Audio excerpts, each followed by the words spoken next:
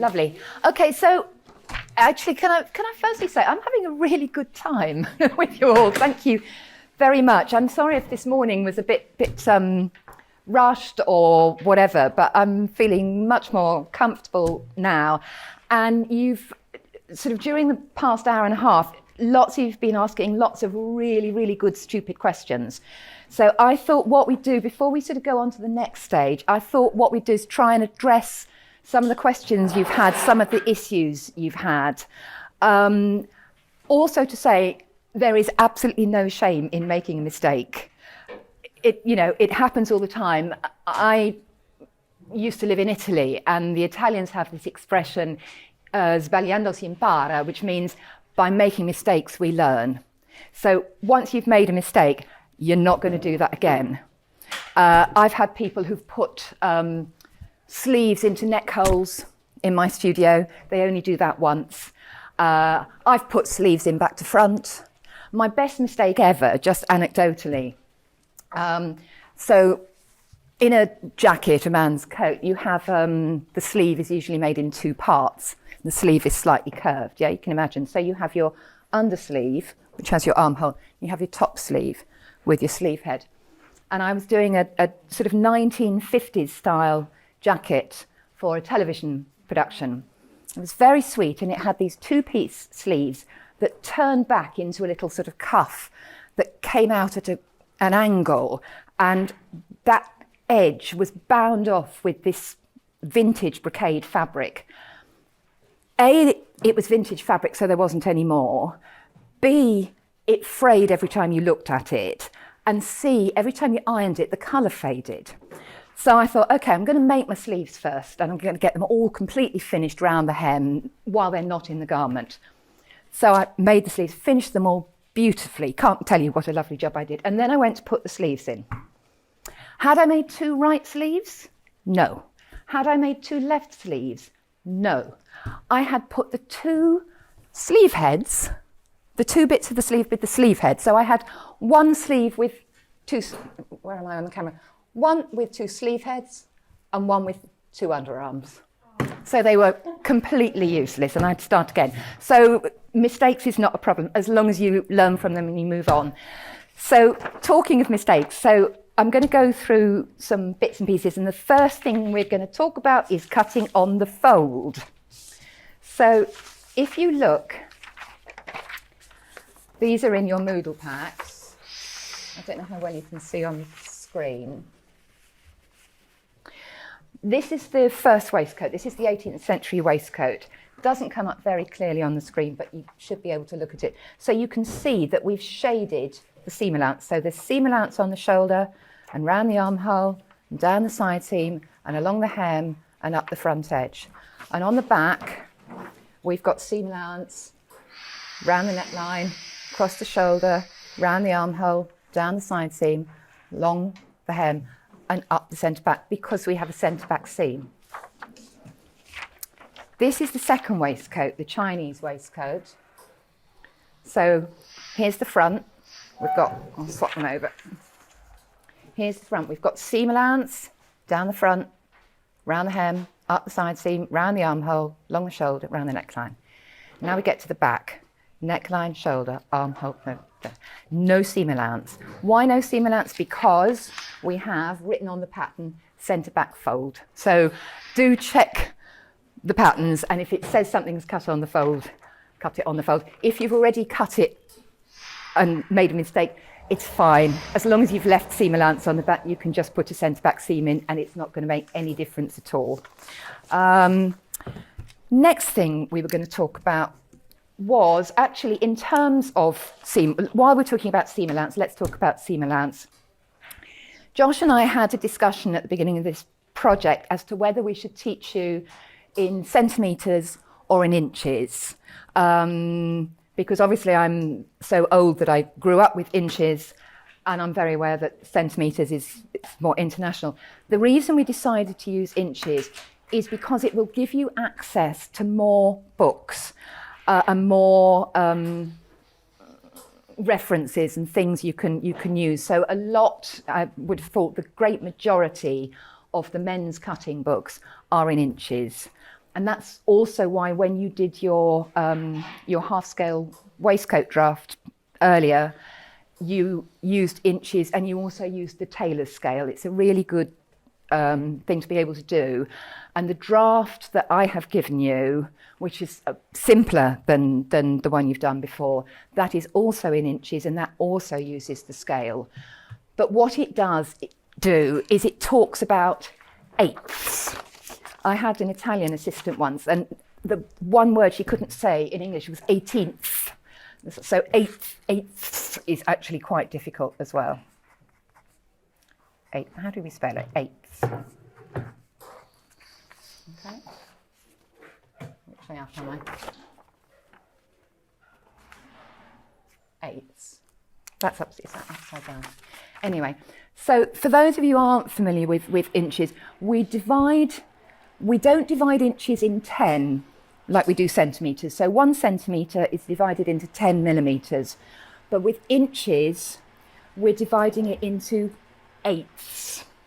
And when if you do the draft that I've given you, you will see that there is reference to the scale, half the scale, quarter of the scale, and an eighth of the scale. And you also have some measurements. I happen to know that the eighth of a scale measurement on the block we've given you is 2 3/8 of an inch. And there's one stage where we ask you to add 5/8 of an inch to 2 3/8 of an inch. So you just need to think, for those who aren't familiar with inches, that's the division. And if you find it easier to use 1.5 centimetres or even half an inch as opposed to 5/8 of an inch, it's not going to make any difference at all. The reason we've put different amounts of seam allowance on, it's twofold.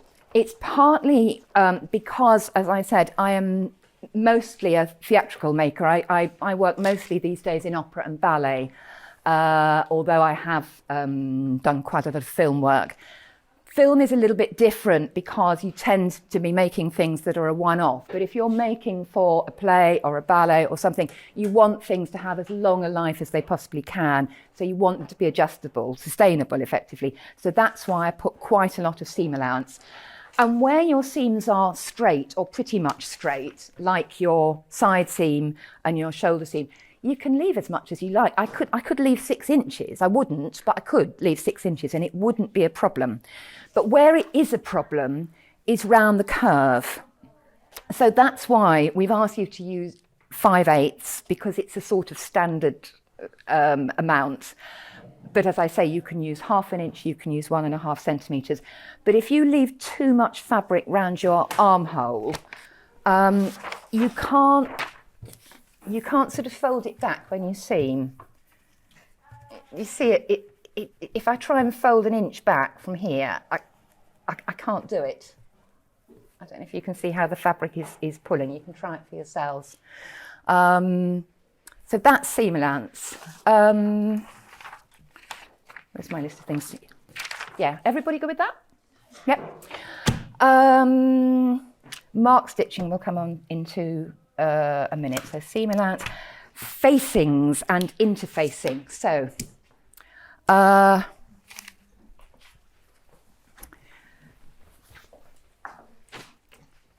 this is a waistcoat. This is the front of the waistcoat. Here's the inside of the waistcoat. This part here is the facing, because it faces back the edge. Interfacing is fabric. Okay, so interfacing is because we very often put it on the facing. So it's going, in between, inside.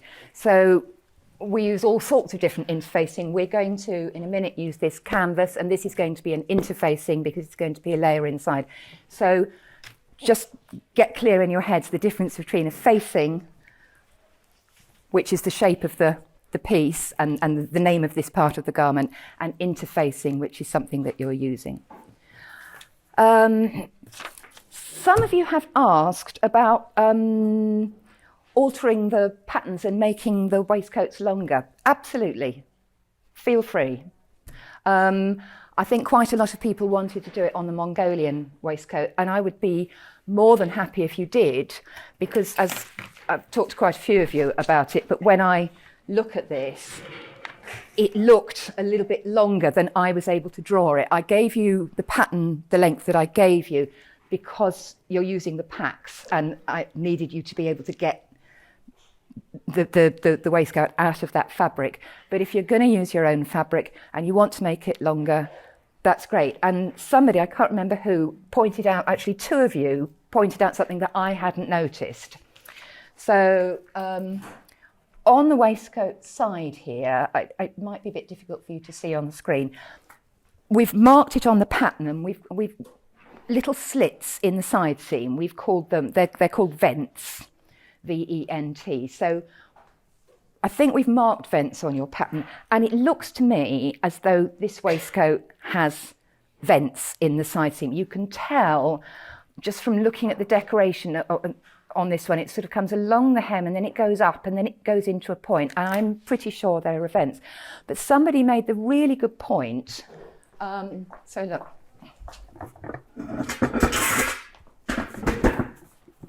So there's the vent there.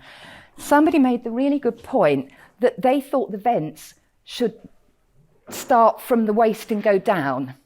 This you can see is very short because, as I say, I was working with to the fabric that you had.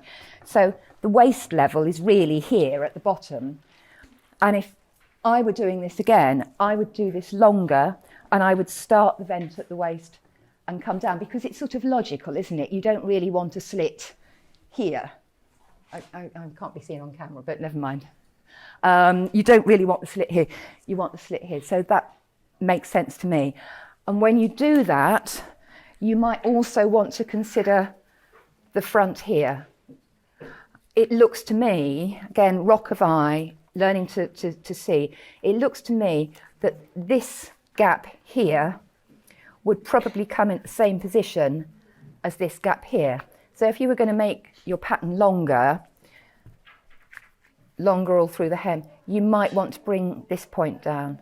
And that's absolutely fine if you want to do that.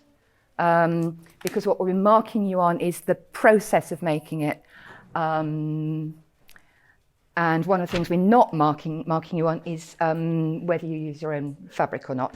Having said which, quite a lot of people do want to use their own fabric. And I just thought I'd talk for 5 minutes about a real thing that annoys me when people are talking about fabric. Not people like you, but, you know, it's usually people who want wedding dresses. And they say, for some reason, I don't know why, and I say, well, what's it like? What's it made of? And they say, well, it's silk. So, silk, cotton, wool, nylon, polyester, rayon, viscose, linen, what else? Wool. They are fibres.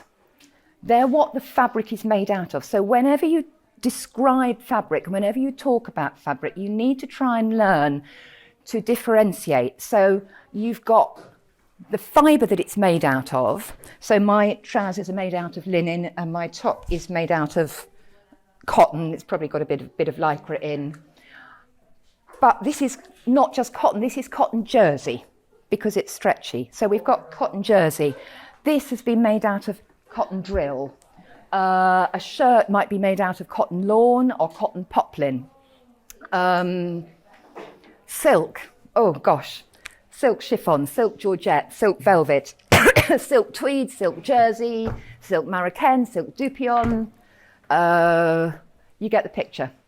So when you're thinking about the fabrics that you want to use, it's not just the fibre. If you say, oh, I want to make it out of silk, that's great. But unless you tell me more, I don't know whether it's as lightweight and fly away as chiffon, in which case I would say no, or whether it's there is such a thing as silk tweed, so, you know, which would be fine. It's just a thing that I thought would be helpful to share. Marking up. I think some of you have struggled a little bit with that. I have to say I struggle with it as well. nowhere near as fast as Josh. So I thought I'd just show you again how we do it. The reason we're going to mark with thread is because it means you can see the marks on both sides of the cloth. So you can see it on the right side and you can see it on the wrong side. And that is going to be quite important with the stage that we're going to do next. So I've got my fabric here folded together, 2 layers, and that reminds me there was somebody who was cutting their 18th century waistcoat and they were cutting 1 panel at a time, and really we want you to cut them together, cut them on the fold. You would normally cut things with your fabric folded.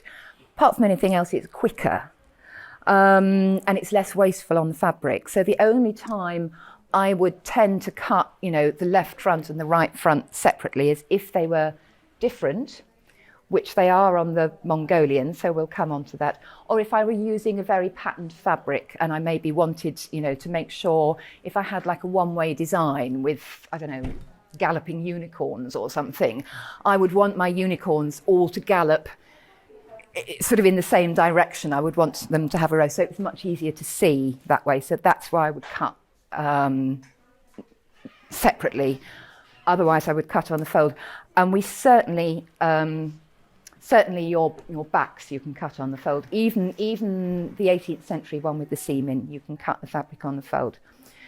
So you've got your fabric folded in half. You've got your needle threaded with a double thread. The actual stitch you do into the cloth is small. I don't know if you can see the needle if I pull it through.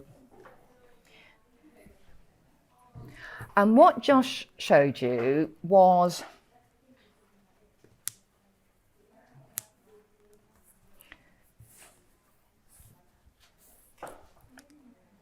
almost like a sort of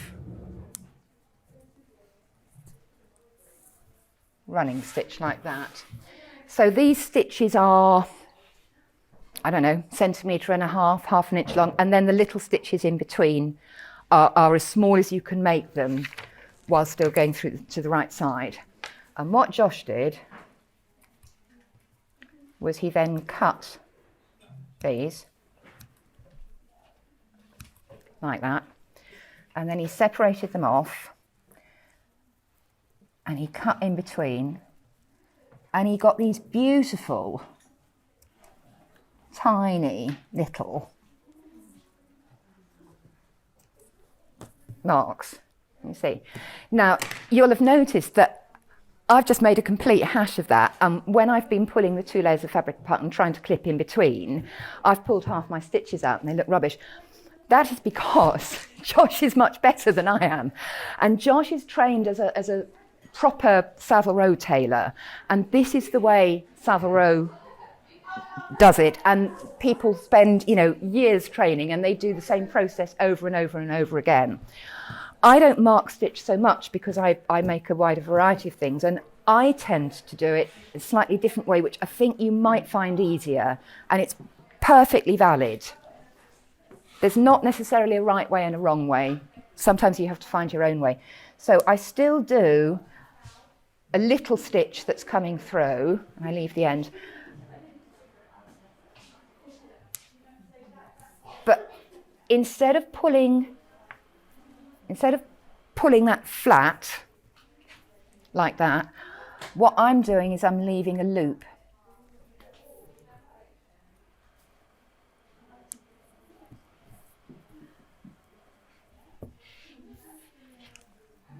These are not very beautiful, but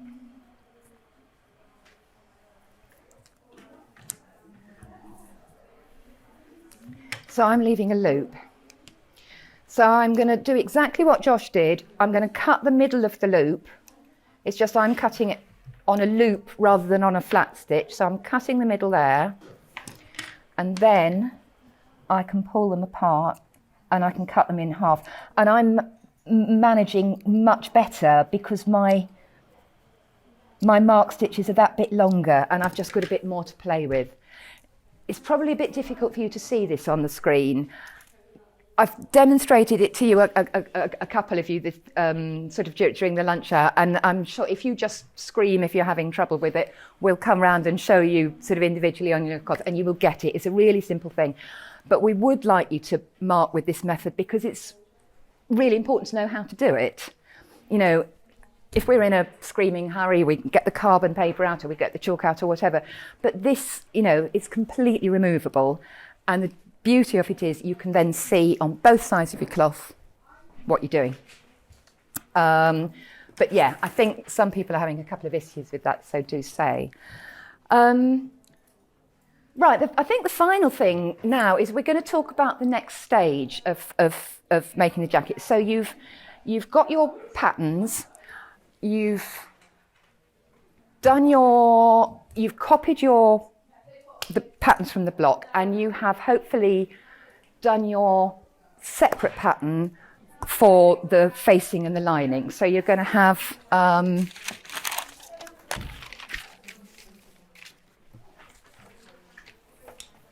the front of the waistcoat,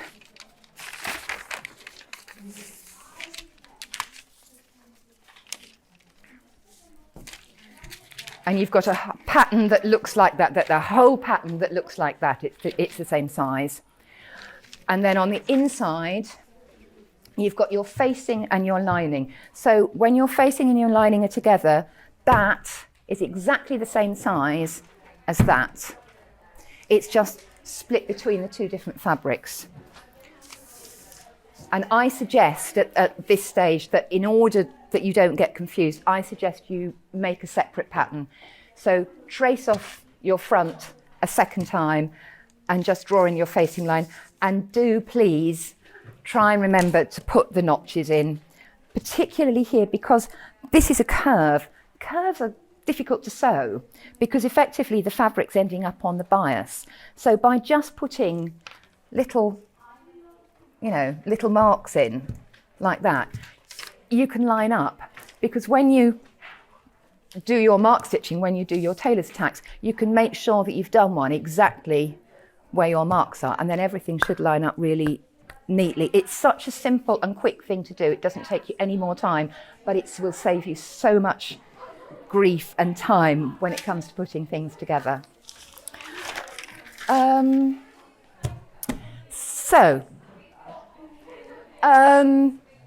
So we've done our patterns. Yes. Does anybody have any issues that we haven't dealt with on the patterns? Is anybody confused? Is anybody embarrassed to say?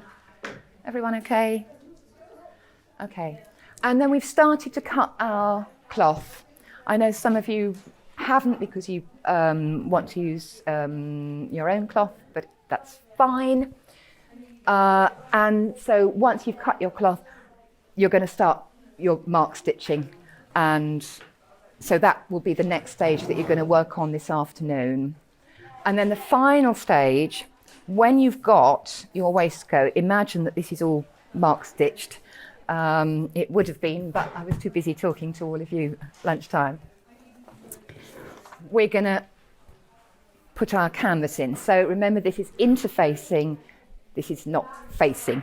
Facing, interfacing.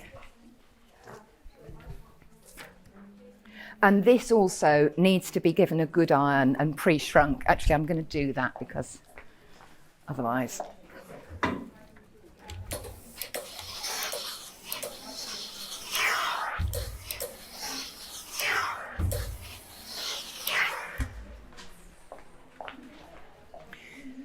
Now, we're getting you to use canvas because it's the traditional thing to use. It's the traditional tailor's thing. And it's lovely because it moulds. One of the things about tailoring is that you're actually making garments really three-dimensional. You're putting darts in. You're using special stitches and special techniques and bits of padding to kind of really shape. Particularly a man's jacket. It's a very complex and very, very lovely thing. So we're getting you to use canvas rather than some ghastly iron-on thing. So we're trying to teach you how to do things properly. And once you know how to do things properly, then you can cheat and then you can break the rules. But learn how to do it properly first. So, canvas. One of the things I should have said to you this morning, actually, is it's quite easy with fabric like this to get into a muddle as to which is the right side and the wrong side.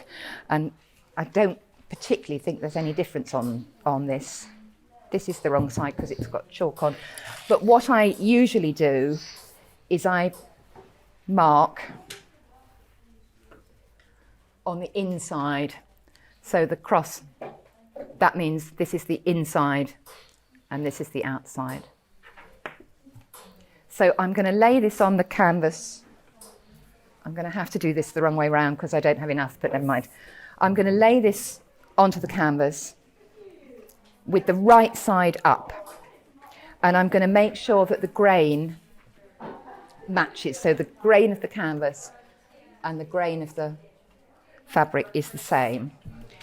And I've got most of my mark stitches. I don't think you'll be able to see them very easily, but we'll just have to not worry about that. I'm using a very big needle. I wouldn't normally, but I think it'll be easier for you to see if I do.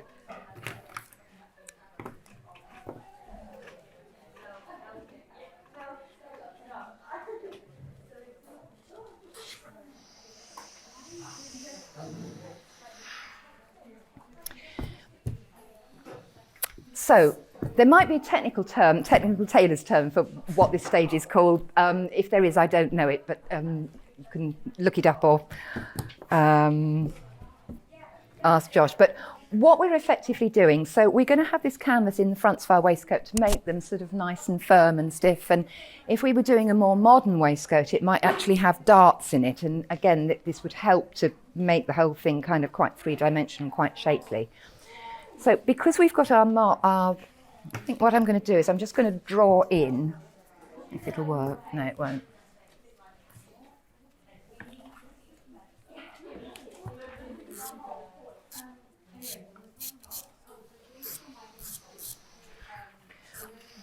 Because I haven't had time to mark stitch the whole of this, I'm just chalking just so you can see where the seam line is, more or less.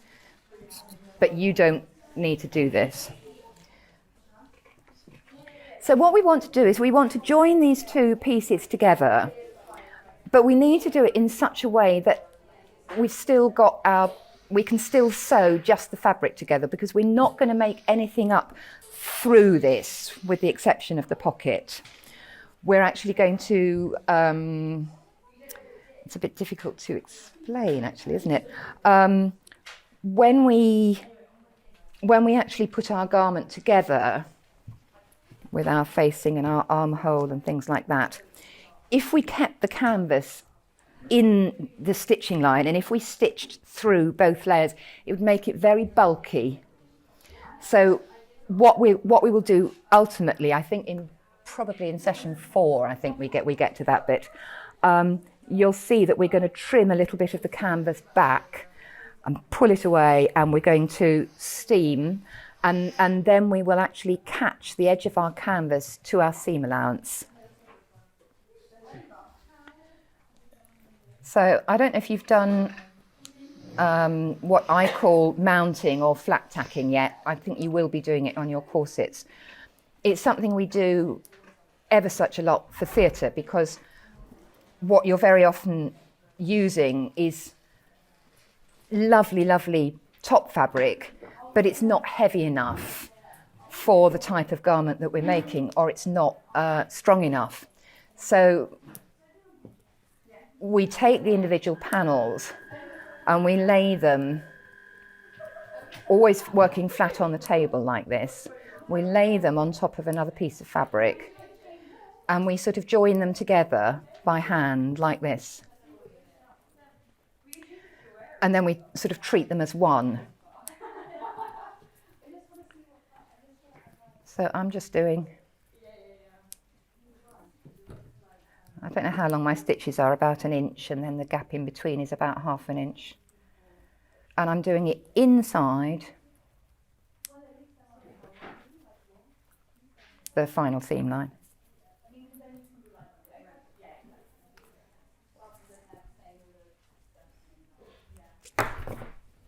And you must do this flat on the table.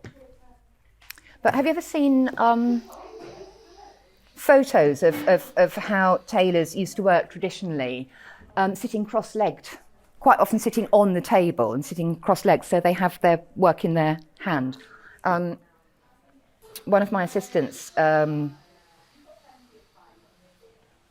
couple of months ago, we were doing a job for Natalia, actually. We were making some lovely 18th century coats for a ballet in Prague.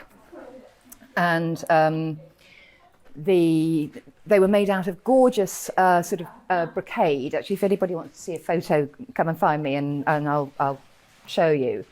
Beautiful silk brocade, but it was too lightweight, much too lightweight to make up on its own. So we mounted, that's to say we laid the beautiful fabric on top of, in this case we used some cotton drill, and we tacked around just like I'm doing here, and we made them up as one thing.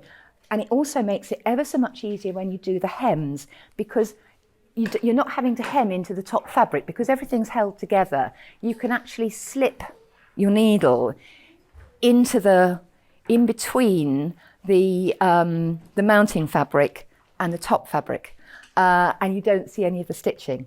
And it works really nicely. But you do it flat on the table so that you make sure it doesn't move. And then once you've done it, it means you can pick it up and you can work with it in your hands, and you can do complicated fiddly things like pockets.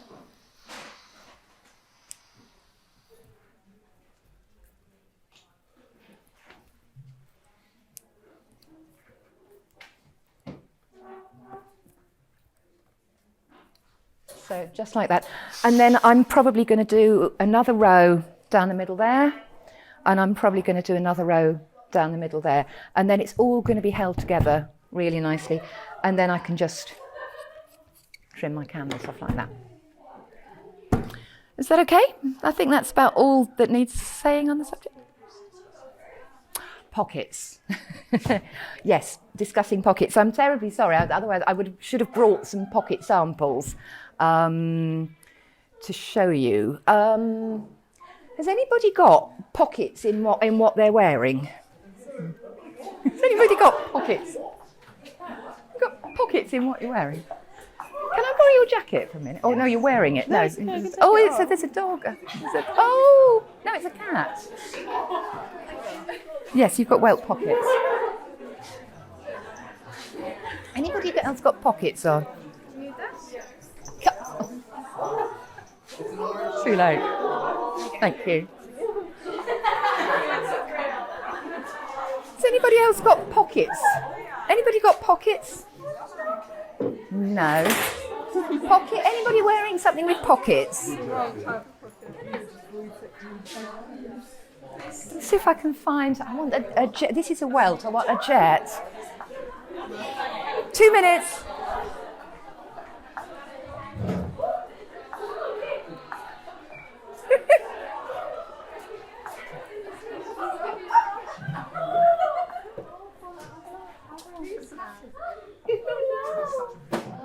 Oh, push that. Do you know this cat? Oh God, nobody has pockets anymore. There must be something.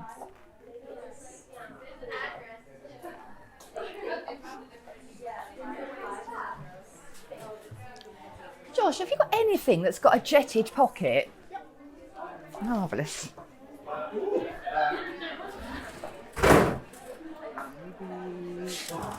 Maybe not.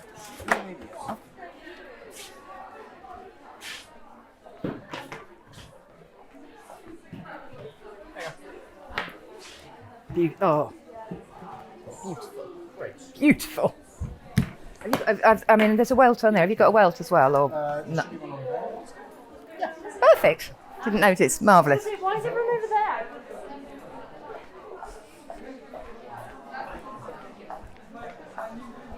It's all right. Got one.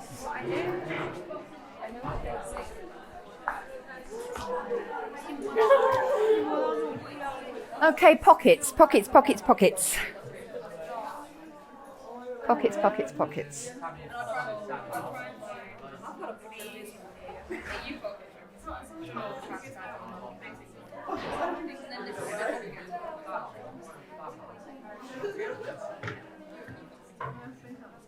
Too interested in the cat.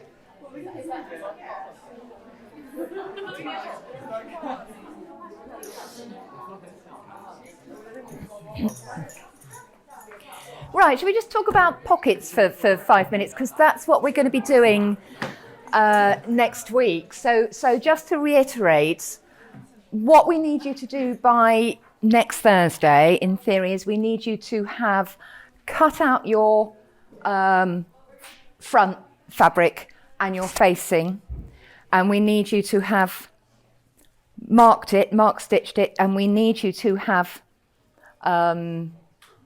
mounted it onto your canvas. Okay? Can I just ask one more question about the canvas?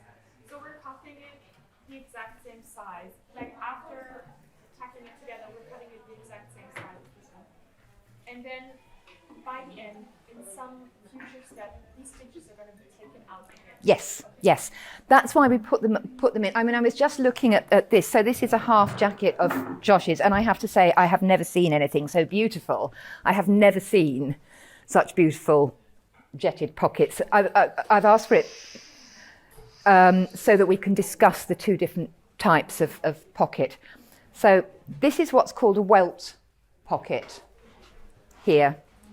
So it's about 1 inch deep, and this is a breast pocket on a jacket, obviously, so it's not terribly big. It's about 4 inches, and I can't pull the pocket bag out because it's stitched in, but you can see that is the inside of the pocket that the things go in. It's called the pocket bag, and in the packs there is a piece of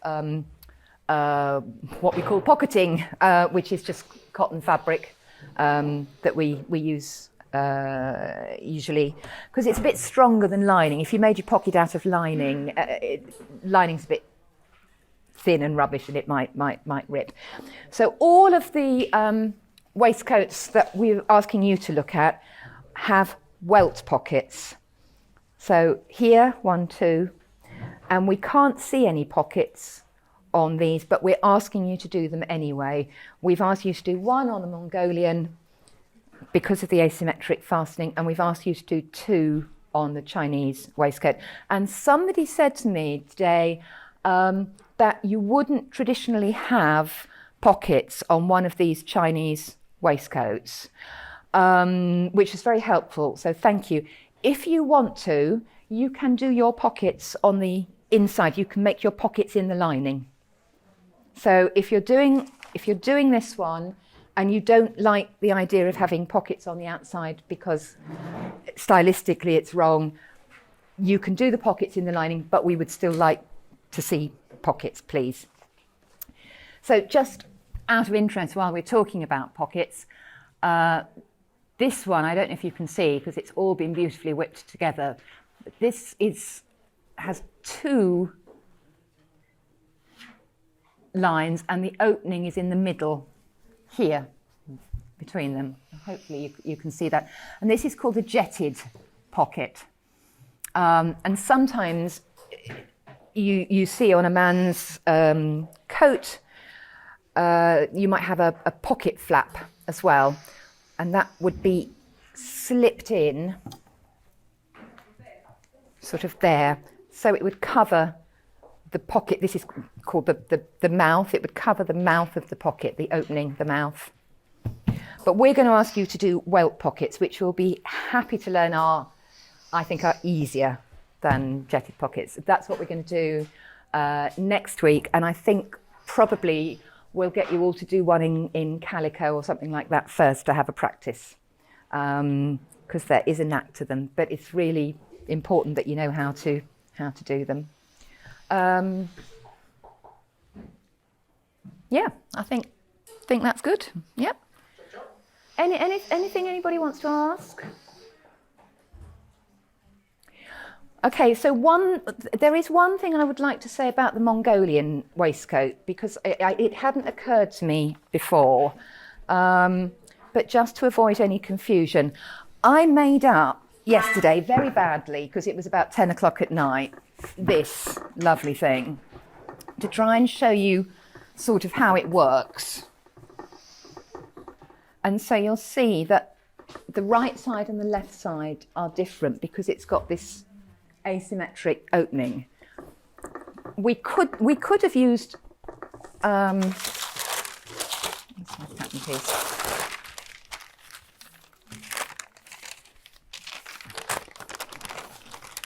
So there's my pattern piece there.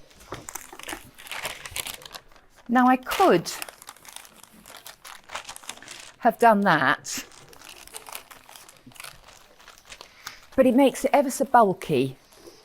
And I had to make an executive decision. As I told you, I have never made a Mongolian waistcoat before. I've never cut a pattern from a Mongolian waistcoat before, never mind teaching all of you how to make a Mongolian waistcoat. But it seemed to me, looking at the drawing and doing a bit of research and knowing what I know, that this was the best solution. So this is the centre front on the right-hand side. And that's the centre front on the left-hand side. It's marked. And when you are thread marking, if you look, I've actually, just to make life easier for myself and to make everything very clear to all of you, I've done 2 separate patterns. What we've given you is a pattern that looks a bit like, I think we've given you a pattern that looks like that, have we? I think have we given everybody a pattern that looks like that, or did we no, we gave them a pattern that looked like that. Yeah, we gave you a pattern that looked like that. So your right front is going to end up looking like that, and your left front, if I just fold that away, fold that back, that is what your left front is going to look like. So that's your right front. I've done 2 separate pieces, but you will be able to just do that. So in this case, having said we normally cut everything with the fabric double and on the fold, you might find it easier to cut this one singly. I don't have a problem with that. You can do what you like. And few people have been asking about the shape of the facing on this one. Again, I don't know what this looks like inside. I've had to guess. But I felt that if I started trying to do something like that, so I would have a facing, I thought that was terrifically complicated, because look, you've got a right angle there and you've got a right angle there and whatever. So I have just taken it up there, and that is what my facing pattern looks like. And then this would be in the lining. And I'm going to pin these on here, and if anybody needs to come and take a photograph of them or have a look at them or ask me, that's fine. Yeah? All good?